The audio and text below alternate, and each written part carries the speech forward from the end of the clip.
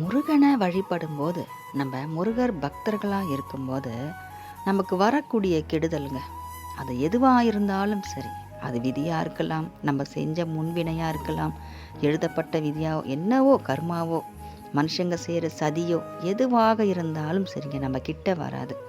ஏன்னா நமக்கு முன்னாடி முருகர் நிற்பார்.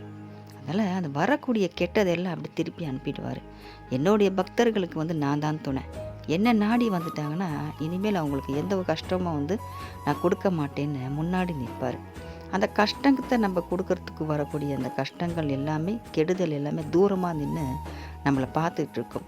முருகன்கிட்ட இருக்காங்க, நம்மளால் ஒன்றும் செய்ய முடியாதுன்னு திரும்பியும் போயிடும். அதை திரும்பி தான் போது, இருந்தாலும் நான் எவ்வளோ கஷ்டப்பட்டுட்ருக்கேனே, பட முடியாத கஷ்டங்க, தாங்க முடியாத வலிங்க, இவ்வளோ கஷ்டம் ஏங்க எனக்கு இருக்குது அப்படின்னா நல்லா நம்ம கொஞ்சம் புரிஞ்சுக்கணுங்க. பெரியவங்க சொல்லுவாங்க, தலைக்கு வந்தது தலப்பாவோடு போனதுன்னு சொல்லிட்டு.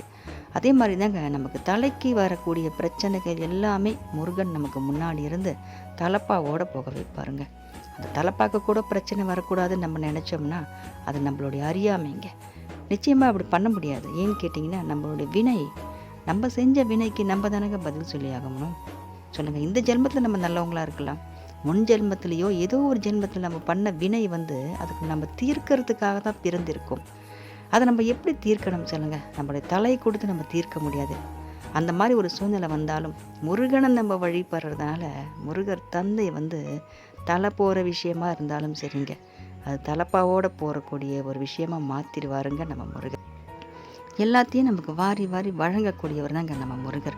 நம்ம வாழ்க்கை சிறப்பாகிறதுக்கு எந்த ஒரு சந்தேகமும் கிடையாதுங்க. இன்றைக்கி முருகனை நம்ம சரணாகதினை அடைஞ்சிட்டோம். அதனால் நமக்கு வரக்கூடிய எந்த பிரச்சனை, தலைக்கு வரக்கூடிய எந்த பிரச்சனையாக இருந்தாலும் சரிங்க, அது தரப்பாவோடு போயிட்டு நம்ம சிறப்பாக வாழ்கிறதுக்கு முருகனே நமக்கு துணையாக இருப்பாருங்க.